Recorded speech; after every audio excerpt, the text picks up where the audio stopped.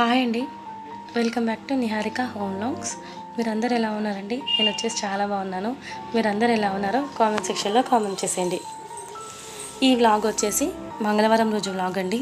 Last వరకు చూడండి, ఎక్కడ స్కిప్ చేయకండి. నచ్చితే లైక్, షేర్, కామెంట్ చేయడం అస్సలు మర్చిపోకండి. మన వీడియోస్ కనుక ఎవరైనా ఫస్ట్ టైం కనుక చూస్తే సబ్స్క్రైబ్ చేసుకొని చూడండి. ఇక్కడ వచ్చేసి మార్నింగ్ నుంచి మధ్యాహ్నం వరకు తీసానండి వ్లాగ్. ఖచ్చితంగా చూడండి. ఇక్కడ మార్నింగే చాయ్ పెట్టేశాను. పిల్లలకి ఇంకా అప్పుడు స్కూల్ స్టార్ట్ కాలేదు కదండి. వెనస్డే నుంచి స్కూల్ స్టార్ట్ కదా. ఈ వ్లాగ్ వచ్చేసి ట్యూస్డే రోజు వ్లాగ్ అండి. ఇక్కడ చాయ్ పెట్టేశాను. మరొక సైడ్ వచ్చేసి పల్లీలు ఫ్రై చేస్తున్నాను చట్నీ కోసం. మీకు చూపించాను కదా దోశ బ్యాటర్. అది మండే నైట్ గ్రైండర్కి వేసానండి. దోశ బ్యాటర్ వచ్చేసి ఇక్కడ చట్నీ కూడా ప్రిపేర్ చేసేసానండి, కానీ మీకు చూపించలేదు. చాలాసార్లు చూపించాను కదండి. పల్లీలు, పుట్నాలు, కొంచెం పచ్చిమిరపకాయలు, ఉప్పు, కొంచెం జీలకర్ర, కొంచెం చింతపండు, ఉప్పు, కొంచెం కొబ్బరి ఇవన్నీ వేసి గ్రైండ్ చేశాను. తగినన్ని నీళ్ళు యాడ్ చేసుకుంటూ చట్నీ లేక ప్రిపేర్ చేశాను. చట్నీ చేసిన తర్వాత చాయ్ తాగేసానండి. వెంటనే చాయ్ తాగిన తర్వాత దోశ ఇంకా స్టార్ట్ చేయలేదండి వేయడం. పిల్లలు మా వారు బ్రష్ చేసుకుంటున్నారండి. అంతవరకు నేను బయట ముగ్గు పెట్టేశాను. మందారం మొక్కకు మళ్ళా కొత్తగా మొగ్గలు వస్తున్నాయండి.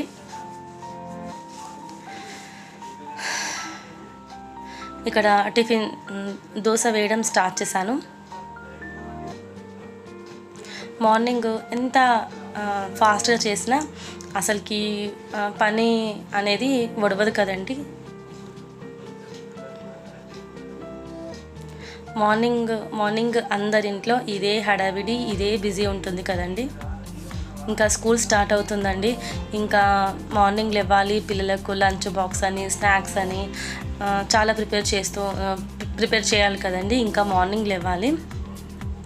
ఇక్కడ నేను దోశ బ్యాటర్ మీద ఇడ్లీ కారం పొడి వేసానండి. చాలా బాగుంటుంది. మీకు ఎవరికైనా తెలియకపోతే ట్రై చేయండి. నేను చాలా పొడులు యాడ్ చేస్తుంటానండి మీద.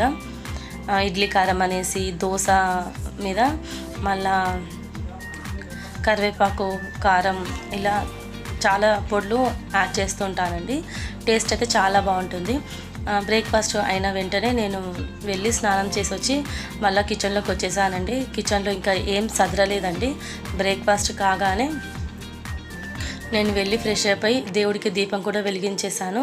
ఇప్పుడు వచ్చేసి అది గచ్చు ఉంటుంది కదండి, అదంతా క్లీన్ చేసుకుంటున్నాను. మిగిలిన దోశ బ్యాటర్ ఉంటుంది కదా, అది ఫ్రిడ్జ్లో స్టోర్ చేసేసానండి. ఎందుకంటే మళ్ళీ బయట పెడితే ఇంకా పులుస్తుంది కదా, అందుకే ఫస్ట్ ఇక్కడ నుంచి స్టార్ట్ చేశాను. ఆ స్టీల్ బగోని నేను ఫ్రిడ్జ్లో పెట్టానండి ఎక్కువ మాటకైతే. ఎందుకంటే స్టీల్వి ఫ్రిడ్జ్లో పెడితే కరెంట్ ఎక్కువ గుంజుతుందండి. మీకు ఎంతమందికి తెలుసో నాకు కామెంట్ చేయండి ఫ్రెండ్స్. చాలామంది అంటుంటారు కదా స్టీల్ పాత్రలు ఫ్రిడ్జ్లో పెడితే కరెంట్ ఎక్కువ గుంజుతుందని. అందుకే నేను ఇది టప్పర్ వేరు బాక్సు స్పెషల్గా ఇట్లా బ్యాటరు స్టోర్ చేద్దామని కొన్నానండి. అది ఫ్రిడ్జ్లో పెట్టేసిన తర్వాత మనము క్లీన్ చేసేటివి గిన్నెలన్నీ సింకులో వేసేసాను. ఇప్పుడు వంట బండ, స్టవ్, కొంచెం స్టవ్ పైన పిండి పడ్డదండి. అందుకే ఫస్ట్ స్టవ్ క్లీన్ చేసేస్తున్నాను. లేకపోతే వంట అయిపోయిన తర్వాత క్లీన్ చేస్తాను రెగ్యులర్గా అయితే. ఇప్పుడు కొంచెం దోశ వేస్తుంటే ఆయిల్ మరకలంతా సైడ్కి అంతా పడుతుంది కదండి. కొంచెం పిండి కూడా ఇట్లా చుక్కలు పడుతుంది కదండి. మళ్ళీ అవి ఎక్కువసేపు పెట్టామనుకోండి జిడ్డు ఇంకెక్కువ అయిపోయి మనకు క్లీన్ చేస్తానికి కొంచెం కష్టం అవుతుంది. అందుకే నేను ఫస్ట్ స్టవ్ అంతా క్లీన్ చేసుకున్న తర్వాత వంట చేయడం స్టార్ట్ చేస్తాను. ఫస్ట్ గిన్నెలు కూడా కడిగేసానండి. వంట చేయడానికి ఇంకొంచెం టైం ఉంది కాబట్టి నేను ఫస్ట్ ఈ పనులన్నీ కంప్లీట్ అయిన తర్వాత వంటకు స్టార్ట్ చేయాలి. మీ పిల్లలకు కూడా వెనస్డే నుంచే స్కూల్ స్టార్టా అండి? నాకు కామెంట్ చేయండి ఫ్రెండ్స్, ఓకేనా? ఇంకా పిల్లలకు హోంవర్క్స్ చేయించడం, చదివించడం, ఇక ఇలా రెగ్యులర్గా వర్క్ స్టార్ట్ అవుతుంది కదా. మా పిల్లలు ఏం ట్యూషన్కి వెళ్ళారండి, నేనే చదివిస్తాను. మళ్ళీ మా పాప వచ్చి సంగీతం, మీకు లాస్ట్ టైం చెప్పానండి, సమ్మర్లో నేను సంగీతం క్లాస్కి జాయిన్ చేశానండి. ఆన్లైన్ అండి, అది కంటిన్యూ చేద్దాం అనుకుంటున్నాను. మంచిగా చెప్తుంది సంగీతం టీచర్ వచ్చేసి, అందుకే కంటిన్యూ చేసేసాను. ఒక్క 20 మినిట్సే ఉంటుందండి క్లాస్ వచ్చేసి, ఆన్లైన్ క్లాస్.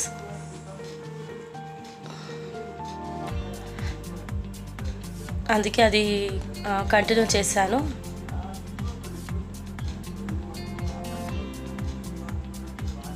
ఇక్కడ వచ్చేసి స్టవ్ కూడా నేను కడగనండి, స్టవ్ వాటర్ పోసి కడగను.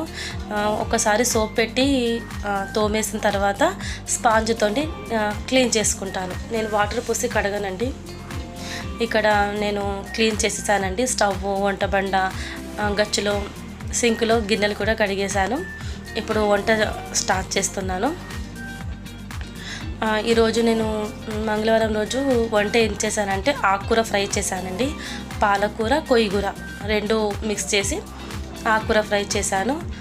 ఫస్ట్ వచ్చేసి కడాయి పెట్టేసుకొని కొంచెం ఆయిల్ పోసుకొని, తర్వాత జీలకర్ర, ఆవాలు, ఎండుమిరపకాయలు, ఆనియన్స్, కరివేపాకు, పచ్చిమిరపకాయలు ఇవన్నీ మంచిగా ఫ్రై అయిన తర్వాత దాంట్లో ఒక 2 టమాటాలు యాడ్ చేశాను. తర్వాత పసుపు, అల్లం వెల్లుల్లి పేస్ట్. మీకు అల్లం వెల్లుల్లి పేస్ట్ నచ్చకపోతే అల్లం దంచి కూడా వేసుకోండి ఫ్రెండ్స్, అలా అయితే టేస్ట్ ఇంకా బాగుంటుంది. కాకపోతే మా వారికి అల్లం వెల్లుల్లి దంచితే అంతగా నచ్చదు, అందుకే నేను అల్లం వెల్లుల్లి పేస్ట్ వేశాను. మీకు నచ్చితే మీరు యాడ్ చేసుకోండి. టమాటా కూడా మంచిగా సాఫ్ట్ అయిన తర్వాత దీంట్లో మనము కట్ చేసి పెట్టుకున్నాం కదండి ఆకుకూర, అది మంచిగా కడుక్కొని కడాయిలో యాడ్ చేసుకోవాలి. మా ఇంట్లో పిల్లలు కూడా తింటారండి ఆకుకూర ఫ్రై. నేను చిన్న ఉన్నప్పటి నుంచే వాళ్ళకు అలవాటు చేశానండి, కాబట్టి తింటారు. మా పిల్లలు ఫుడ్ కాడ ఏం సతాయించారండి. మా బాబు ఒక్కసారి ఎప్పుడన్నా ఒకసారి సతాయిస్తారు, కానీ ఆల్మోస్ట్ వారు కూడా అన్ని కూరగాయలు, వెజిటేబుల్స్ అన్నీ తింటారండి. ఇవి తినను అవి తినను అని ఏం మారం చెయ్యరు, అన్నీ తింటారు. కాబట్టి మీ పిల్లలకు కూడా చిన్న ఉన్నప్పటి నుంచే స్టార్ట్ చేయండి ఫ్రెండ్స్, అన్నీ పెట్టడము. వాళ్ళకు అలవాటు అవుతుంది పెరిగే కొద్దీ. గ్రీన్ వెజిటేబుల్స్ చాలా మంచివి కదండి ఎవరికైనా, పిల్లలకైనా పెద్దవాళ్ళకైనా. కాబట్టి ఖచ్చితంగా పిల్లలకి పెట్టడానికి ట్రై చేయండి. నేనైతే చిన్నగా ఉన్నప్పటి నుంచి పిల్లలకు స్పెషల్గా ఫుడ్ ఎప్పుడు వండలేదండి. మేమేం తింటామో వాళ్ళకు కూడా అదే పెట్టాను. స్పెషల్గా వాళ్ళకి ఎప్పుడూ నేను కుక్ చేసి పెట్టలేదు, కాబట్టి వాళ్ళు ఏం మారం చెయ్యరు, నేను ఏది పెట్టినా తింటారు. ఇప్పుడు మంచిగా క్లీన్ చేసి పెట్టుకున్న ఆకుకూర కూడా కడాయిలో యాడ్ చేయాలి.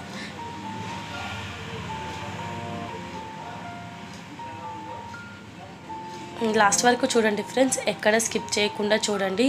ప్లీజ్ సపోర్ట్ చేయండి, మీ ఫ్రెండ్స్ అండ్ ఫ్యామిలీ కూడా షేర్ చేయండి. మీరు లాస్ట్ వరకు చూడడం వల్ల, లైక్ చేయడం వల్ల ఇంకొంతమందికి చేరుతుందండి. కాబట్టి చూసిన వెంటనే ఒక లైక్ కొట్టి వెళ్ళండి, ఓకేనా ఫ్రెండ్స్. ఇప్పుడు నేను ఆకుకూర కడిగేసాను కదండి, ఆ బౌలు ఉట్టిన వాటర్తో కడిగేసి పెట్టేశానండి. నేనేం ఎక్కువ వాడలేదు కదా, ఊరికనే అలా వాటర్లో కడిగేసి పక్కన పెట్టేశాను. ఇప్పుడు దీనికి ఒకసారి మూత పెట్టేసుకోవాలి, ఎందుకంటే ఇప్పుడు చాలా ఉంది కదండి, మనకు కలపడానికి కొంచెం ప్రాబ్లం అవుతుంది. చూడండి ఎంత ఆకుకూర వేసానో, ఎంత కొంచెం అయ్యిందో. ఇప్పుడు దీన్ని మంచిగా కలిపేసుకొని దీనికి తగ్గట్టు కారం, ఉప్పు, కొంచెం ధనియాల పొడి, అంతేనండి. ఇంకా నేను ఆకుకూర ఫ్రైలో ఇంకా ఏమి యాడ్ చేయను. ఇవి 3 యాడ్ చేసిన తర్వాత మంచిగా కలిపేసుకొని మరొక 5 మినిట్స్ మూత పెట్టేసుకోవాలి. ఇదిగోండి ఆకుకూర ఫ్రై రెడీ అయిపోయింది. నచ్చిందా అండి మీకు? నచ్చితే మాత్రం లైక్ చేయడం అస్సలు మర్చిపోకండి. చాలా టేస్టీగా, చపాతీకైనా మళ్ళా అన్నంలోకైనా చాలా టేస్టీగా ఉంటుందండి. మీరు కూడా ట్రై చేసి చూడండి. కొయ్యగూర, పాలకూర, దీంట్లో ఆలుగడ్డ కూడా వేస్తే బాగుంటుందండి. పొటాటో నేను వేయడం మర్చిపోయాను, ఇంకా బాగుంటుంది టేస్ట్ వచ్చేసి. అంతేనండి, ఆకుకూర ఫ్రై రెడీ అయిపోయింది. అన్నము ఆకుకూర పప్పు. ఇప్పుడు నేను దీనికి అంచుకు మసాలా పాపడాలు ఫ్రై చేస్తున్నానండి, అంటే డీప్ ఫ్రై చేస్తున్నాను. ఈ మసాలా పాపడాలు వచ్చేసి ఆకుకూరకు చాలా బాగుంటుందండి. ప్లెయిన్ పాపడాల కన్నా, అంటే మినపప్పు ఉంటాయి కదండి, దానికన్నా మసాలా పాపడాలు టేస్ట్ చాలా బాగుంటుంది దీనికి. అంతేనండి, నేను ఇక్కడి వరకే తీశాను బ్లాగ్ వచ్చేసి. మీకు నచ్చింది అనుకుంటున్నాను. నచ్చితే మాత్రం లైక్ చేయకుండా అస్సలు వెళ్ళకండి. సబ్స్క్రైబ్ చేసుకోండి, లైక్ చేయండి, మీ ఫ్రెండ్స్ అండ్ ఫ్యామిలీ కూడా షేర్ చేయండి. ఇక్కడ లంచ్ పెట్టేశానండి పిల్లలకు. అంతేనండి, మళ్ళీ నెక్స్ట్ బ్లాగ్తో మళ్ళీ మేము ముందుకు వస్తాను. అంతవరకు చూస్తూ ఉండండి నిహారిక హోమ్ బ్లాగ్స్. ఓకే అండి, బాయ్, టేక్ కేర్.